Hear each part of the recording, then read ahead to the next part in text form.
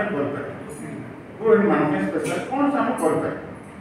ତେଣୁ ଭଗବାନ ନିଜେ ଏ ଯେଉଁ ସହଜ ସରଳ ପନ୍ଥାଟା କରୁଛନ୍ତି। ଭକ୍ତିଟା ସବୁଠାରୁ ସହଜ ଆଉ ସରଳ ପନ୍ଥା। ଆମେ ଭାବୁଛ ଭକ୍ତିଟା ଗୋଟେ ଟିକେ କଷ୍ଟ ନା, ଧ୍ୟାନ କରିବାଟା କଷ୍ଟ, ଜ୍ଞାନ ଅର୍ଜନ କରିବା ବି କଷ୍ଟ, କିନ୍ତୁ ଭକ୍ତି କରିବା ସବୁଠାରୁ ସହଜ। କାରଣ ଏ ଭକ୍ତିରେ ଭଗବାନ ସନ୍ତୁଷ୍ଟ ହୁଅନ୍ତି, ଆଉ କେଉଁ ଉପାୟରେ ଭଗବାନ ସନ୍ତୁଷ୍ଟ ହୁଅନ୍ତି।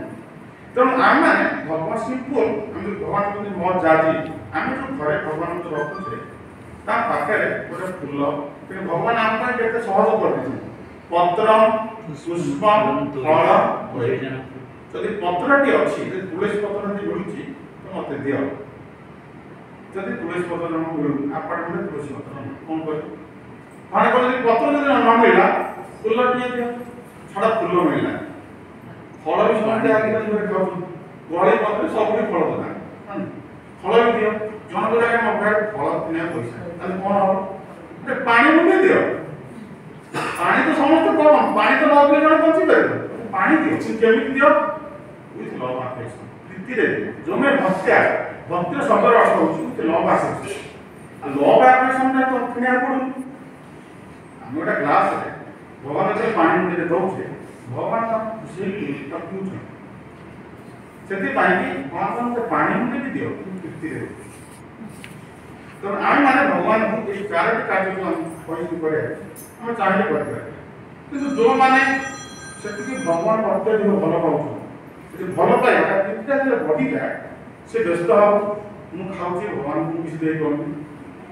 ଯେମିତି କରାର ଭାଇ ଆମର ପୁରୀରେ ଥିଲେ, ସେ କହୁଥିଲେ ଜଗନ୍ନାଥ, ବଳଭଦ୍ର, ସୁଭଦ୍ରା ତାଙ୍କ ଭୋଗ ଲାଗିଲା ବେଳକୁ ପୁରା ଗୋଟେ ଦିଟା ଦେଢ଼ଟା ହେଇଯାଉଛି, ଲୋକ ଦର୍ଶନ କରୁଛନ୍ତି, ପ୍ରଭୁ ଖାଉନାହାନ୍ତି, କ'ଣ ଟେ ବାଳ ଭୋଗ ସକାଳ ଦେଇ ଦେଉଛନ୍ତି, ପିଲା ଦିଟା ଏତେ ଭୋଗ କରୁଛନ୍ତି।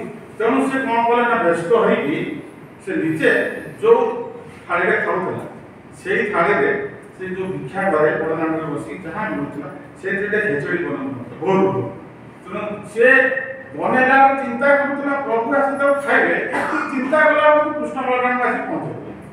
ଏବଂ ପହଞ୍ଚାଇକି ମା ଆଜି ମୋତେ ଭୋକ ଲାଗେ, ସେ ତାକୁ କ'ଣ କଲା ନା, ବାଡ଼ିକି ତାକୁ ଦେଇ ଦେଉଥିଲା। ସେ ଗରମ ଗରମ ଖେଚୁଡ଼ି ଖାଇ ଦେଇକି ପଳାଉଥିଲେ, କାରଣ ଭିତରୁ ମହାପୁର ଆସି ଗେଟ୍ ଖୋଲିବେ, ମଙ୍ଗଳ ଆରତି ହେବ, ତା ପୂର୍ବରୁ ଯାଇକି ସେ ପହଞ୍ଚାଉଥିଲେ।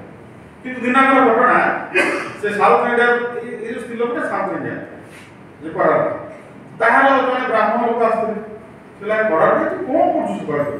ନା ମୁଁ ଏଇଆ କରୁଛେ ସବୁ, ମାନେ ଗୋସାଇଁ ଗୋଟେ କଲେ ଛୁଆ ଦିଟା ଭୋକ ଲାଗୁ, ତା କଥା କେହି ବୁଝୁନାହାନ୍ତି, ମୁଁ କରୁଛି ବୋଲି ସେ ଆସିକି ଖାଇକି ପଡ଼ୁଛୁ। ହଁ ପୁରା ଗାଧଉନୁ, ତୁ ପୁଣି ସେଇ ବାସନ ଯେଉଁଥିରେ ଖାଉଛୁ ଏଗୁଡ଼ା କ'ଣ କରୁଛୁ? ହଁ ତୁ ଏଗୁଡ଼ା ତୁ କର ନା, ପୁରା ବାସନ ଆଣେ, ଗାଧା ଫାଧା କରୁଛେ, ଆସେ ଲୁଗା ଚେଞ୍ଜ କର, ଏଟା କର।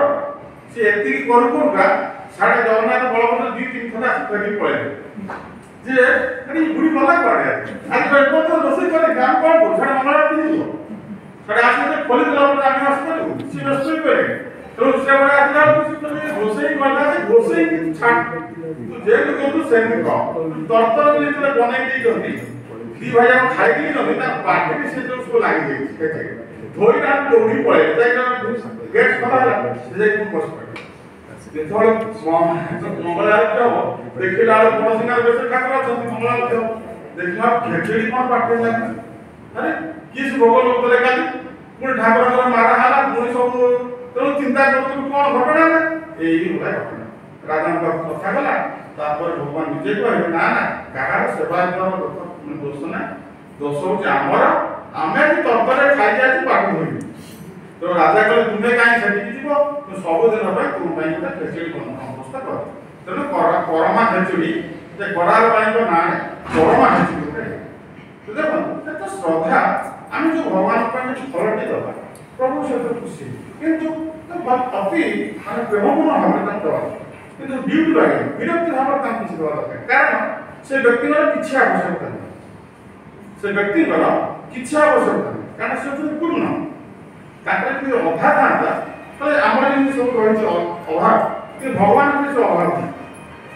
ତେଣୁକରି ତାଙ୍କୁ ଆମେ ଭକ୍ତି ବଳରେ ତାଙ୍କ ଭିତରେ ଅଭାବଟା କ୍ରିଏଟ୍ କରିବା, ସେଇ ବଳରେ ସେ ଆମ ବସ୍ତୁକୁ ଗ୍ରହଣ କରିବେ।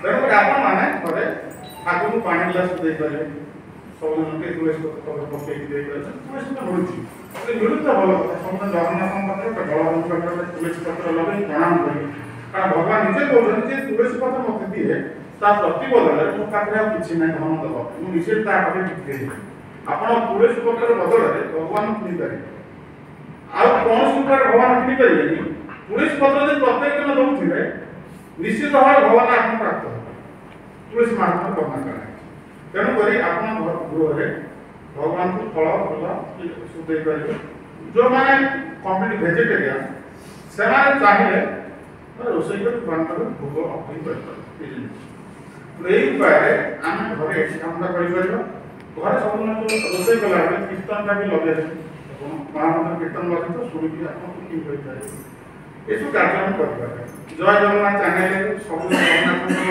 ମନ୍ଦିରକୁ ଦର୍ଶନ କରିବା ଭକ୍ତମାନଙ୍କ ଆଳତୀ ଦର୍ଶନ କରିବା ଏସବୁ କାର୍ଯ୍ୟଟା ଆମେ କରିପାରିବା ଚାହିଁଲେ ଭଗବତ ଗୀତା ସମସ୍ତେ ପାଖରେ ରଖିବା ଯେତେବେଳେ ସମୟ ମିଳିବ ଗୋଟେ ଗୋଟେ ଶ୍ଲୋକ ପଢ଼ିବ କାରଣ ଆଦି ଶଙ୍କରାଚାର୍ଯ୍ୟ ସ୍ୱୟଂ ଭଗବାନ ଶିବ ଏ ଯେଉଁ ଗୀତା ମହାତ୍ମ୍ୟରେ ବର୍ଣ୍ଣନା କରୁଛନ୍ତି ଯେ ପ୍ରତ୍ୟେକ ଦିନ ଗୋଟେ ଶ୍ଲୋକ ଯିଏ ପଢ଼େ ତାର ଦୁଃଖକୁ ସମୟ ଦୂଷ ରହିବ ଶିବଜୀ କହୁଛନ୍ତି ତେଣୁ ଆମେ ପ୍ରତ୍ୟେକ ଦିନ ଗୋଟେ ଶ୍ଲୋକ ବି ପଢ଼ିବୁ ସବୁ ଭଲ କଥା ଏତିକି କାମ ଆଉ ଯଦି କିଏ ଅଧିକା ଚାହିଁଲେ ଭଗବାନଙ୍କ ନାମ ବି ଜପ କରିବେ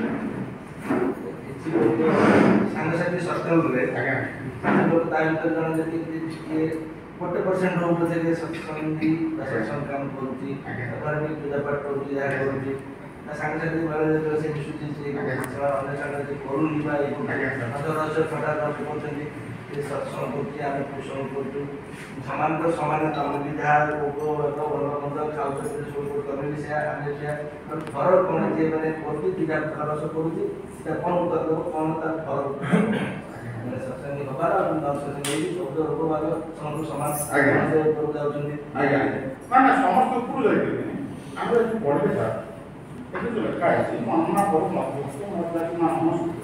ନମେ ବର୍ଷ ଠାକୁରଙ୍କ ପ୍ରତିଦାନ ଦିଉଛି ମାତ୍ର ସେ ବ୍ୟକ୍ତିକୁ ବାଥରୁମ ନେଇ ଭଗବାନ ଆମର ଆତ୍ମାକୁ ସେ ନିଜେ ଉଦ୍ଧାର କରିବେ କିନ୍ତୁ ଯେଉଁମାନେ ଏ ଚାରିଟି କାର୍ଯ୍ୟ ନ କରିବେ କାହିଁକି ସ୍ୱଳ୍ପଟା ଦୁଇଥର କହିଲେ ନବମ ଅଧ୍ୟାୟରେ କହିଲେ 18 ଅଧ୍ୟାୟରେ କହିଲେ ତାର ଉଦ୍ଦେଶ୍ୟ ଯେଉଁମାନେ ଭଲ କାର୍ଯ୍ୟ କରୁଛନ୍ତି ଅର୍ଜୁନ କହୁଛନ୍ତି ଏ ଅର୍ଜୁନ ଯିଏ ଭଲ କରୁଛି ସେ କେବେ ବି ଅସୁବିଧାରେ ପଡ଼ିବନି ନା କହୁଛନ୍ତି କାରଣ ଏ ଆମର ଶରୀରଟା ଯେଉଁ ମିଳିଛି ଆମର ଯେଉଁ ବିଭିନ୍ନ ପ୍ରକାର ଆମ କର୍ମ କରି ଆସିଲେ ସେ କର୍ମର ଫଳ ସ୍ୱରୂପ ବିଭିନ୍ନ ପ୍ରକାର ରୋଗ ବୈରାଗ୍ୟ ସବୁ ଆସିବ କିନ୍ତୁ ଏଇଟା ଆସିବା ସଙ୍ଗେ ସଙ୍ଗେ ଶରୀର ଅଛି ମାନେ ତାର ରୋଗ ଅଛି ସେ ଆସିବ ସିଏ ଆସିଲେ ବି ଆମେ ତା ଦ୍ୱାରା ପ୍ରଭାବିତ ନ ହୋଇ ଆମେ ଯେଉଁ ଜୀବନର ଉଦ୍ଦେଶ୍ୟଟା ରହୁଛି ଭଗବତ ପ୍ରାପ୍ତି ଏହି ଜୀବନ କର୍ମ ସେଟା କରିବା ପାଇଁ ଆମେ ଏଇ କାର୍ଯ୍ୟଟା କରିବା ଦରକାର ଯିଏ ନ କରୁଛି ସେ କେବେ ବି ଯାଇପାରିବ ଏଇଟା କଥା ଭଗବାନ ନିଜେ କହୁଛି ତେଣୁକରି ଆମେ ଯେଉଁ ଯାହାକୁ ପ୍ରଥମ ଶ୍ଲୋକଟା ଯୋଗୁଁ ଆମେ ଯେଉଁ ଆଲୋଚନା କରିଥିଲେ ଏଟା ବା ମାତ୍ର ଯୋଗ ସ୍ୱଧର୍ମ ପରିନିଷ୍ଠୟା ଜନ୍ମ ଲାଭ ପରାପୁରୁଷ ଅନ୍ତେ ନାରାୟଣ ସିଂହ ତେଣୁ ଭଗବାନ ଆମକୁ ନିଜେ ଉଦ୍ଧାର କରିବେ ତେଣୁକରି ଆମେ ଯେଉଁ ଅସଂସଙ୍ଗତ ଯେଉଁମାନେ କରୁଛନ୍ତି ତାଙ୍କ ସାଙ୍ଗରେ ସାଙ୍ଗ ହିସାବରେ ଆମର ଚାଲିବ କିନ୍ତୁ ଏଇ ଯେଉଁ କାମଟା ଆମେ ଏଇ କାମଟା ଆମେ ଯଦି ସେମାନେ ପସନ୍ଦ କରୁନାହାନ୍ତି ତାକୁ ଏ କାର୍ଯ୍ୟ ଆମେ କରିଦେଲେ ଜଣାଇ କିଛି ଆବଶ୍ୟକତା ଆମେ ଆମର ଏଇଟା ଗୃହ ଭିତର କାର୍ଯ୍ୟ ଆମେ ମାନେ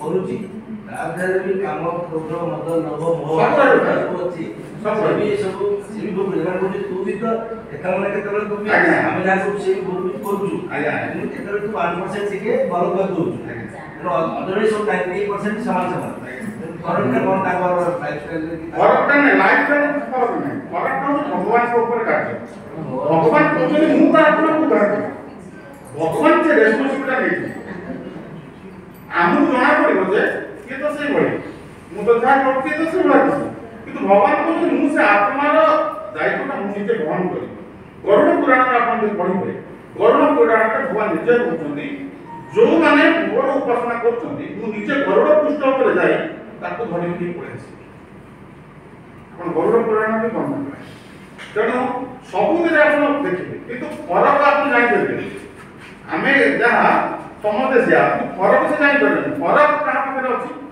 ଯାହାକୁ ଭଗବାନ କହିଲେ ସମସ୍ତ ସର୍ବଭୂତେଷୁ ସେଥିପାଇଁ ମତେ ରୋଗ ହେଉଛି ତାକୁ ବି ରୋଗ ହେଉଛି